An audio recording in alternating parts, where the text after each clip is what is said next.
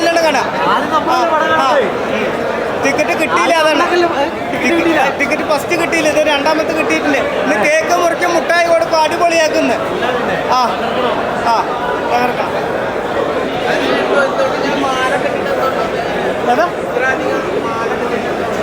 എനിക്ക് വിജയ് സാറിനെ ഒന്ന് കാണണം. ഞാനിപ്പോൾ വലിയ വലിയ പടങ്ങളിൽ കുഞ്ഞു കുഞ്ഞു വേഷം ചെയ്യുന്നുണ്ട്. 6-7 വർഷം വരെ ഞാൻ ഈ മുടി വളർത്തുന്നത്. വിജയ് സാറിനോട് ഒന്ന് അഭിനയിക്കും. രാഷ്ട്രീയത്തിൽ ഇറങ്ങണകൊണ്ടാണ് ഞാനങ്ങനെ ചെയ്തത്. ചെന്നൈയിൽ പോയിട്ടുണ്ട്. അന്ന് പോയിട്ട് ഒരു 5 മിനിറ്റോളം കണ്ടു. പക്ഷേ ഭയങ്കര ക്രൗഡായിരുന്നു. ആൾ പിന്നെ ആ ട്രോഫിയെ കൊടുത്ത് ടയേർഡായിരുന്നു.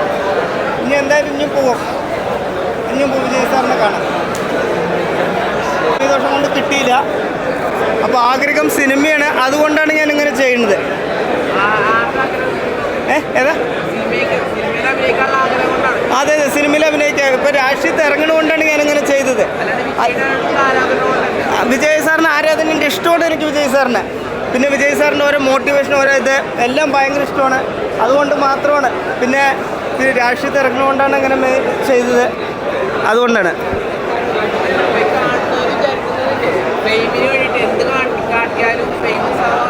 അങ്ങനെയല്ല, ഞാൻ അങ്ങനെയാണ് വലിയ വലിയ പടങ്ങളിൽ ഞാൻ ചെറിയ ചെറിയ വേഷങ്ങൾ ചെയ്യേണ്ട അതിൽ ഭാഗമാകുന്നുണ്ട്.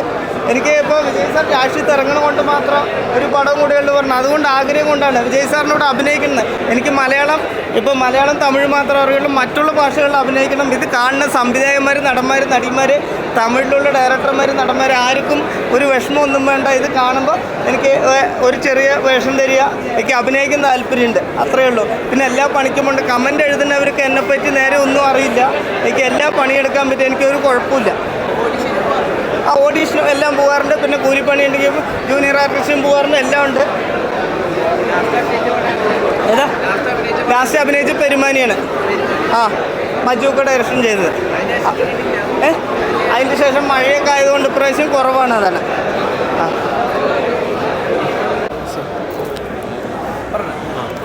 ആസ് യൂഷ്വൽ വിജയപടം തന്നെയാണ്. പക്ഷേ ഇതിൽ നമ്മൾ എക്സ്പെക്റ്റ് ചെയ്ത കുറേ നടന്മാരും സ്നേഹയാണ് വിജയുടെ പേരായിട്ട് വരുന്നത്. അപ്പോൾ അവർ തമ്മിലുള്ള കോമ്പിനേഷൻ സീൻസൊക്കെ അടിവാണ്.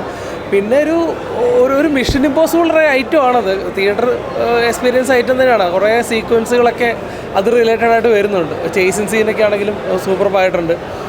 പിന്നെ പ്രഭുദേവയുടെ ജയറാമിൻ്റെ ഒക്കെ പെർഫോമൻസൊക്കെ തന്നെ കണ്ടിരിക്കാം. പാസം ഓഫ് കോഴ്സ് പാസം വിജയ് പടത്തിൽ വരുന്ന പാസം തന്നെ ഇതിലും വന്നിട്ടുണ്ട്.